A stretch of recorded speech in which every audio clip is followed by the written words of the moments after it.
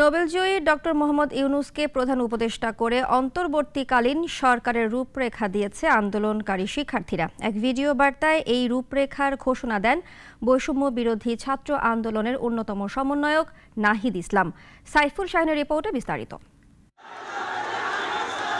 শিক্ষার্থী আন্দোলনের মুখে প্রধানমন্ত্রীর পদ থেকে শেখ হাসিনার পদত্যাগের পর দেশ পরিচালনার জন্য অন্তর্বর্তীকালীন সরকার গঠনের প্রক্রিয়া শুরু হয়। এ বিষয়ে বঙ্গভবনে ৩ বাহিনীর প্রধানের উপস্থিতিতে বিভিন্ন রাজনৈতিক দলের নেতা ও নাগরিক সমাজের প্রতিনিধিদের সঙ্গে বৈঠক করেন রাষ্ট্রপতি মোহাম্মদ শাহাবুদ্দিন।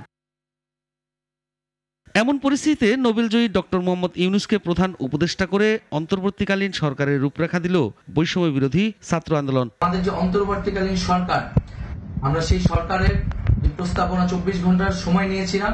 জরুরি পরিস্থিতি মোতাবেক আমরা এখনই তার একটি রূপরেখা ঘোষণা করছি।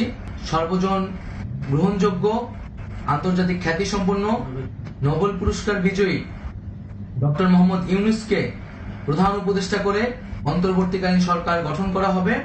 তিনি ছাত্র জনতার আহ্বানে বাংলাদেশকে রক্ষা করতে এই গুরু দায়িত্ব নিতে সম্মত হয়েছে। তারা জানায়, নতুন বাংলাদেশ গঠনে তাদের যে প্রতিশ্রুতি সেটিকে অবশ্যই বাস্তবায়ন করতে হবে। প্রিয় বন্ধুগণ, আমরা রক্ত দিয়েছি, শহীদ হয়েছি।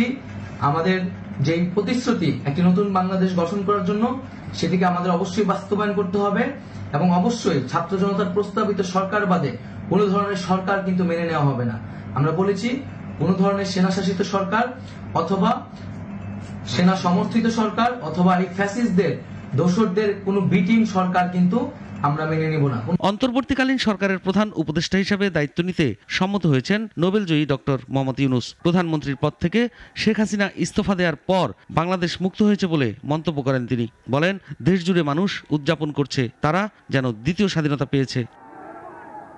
অলিম্পিক কমিটির আমন্ত্রণে বিশেষ অতিথি হিসেবে প্যারিসে গিয়েছিলেন ডক্টর ইউনূস। চিকিৎসার প্রয়োজনে এখনও তিনি দেশের বাইরেই অবস্থান করছেন। যত দ্রুত সম্ভব তিনি দেশে ফিরবেন বলে জানা গেছে। সাইফুল শাহিন, নাগরিক, ঢাকা।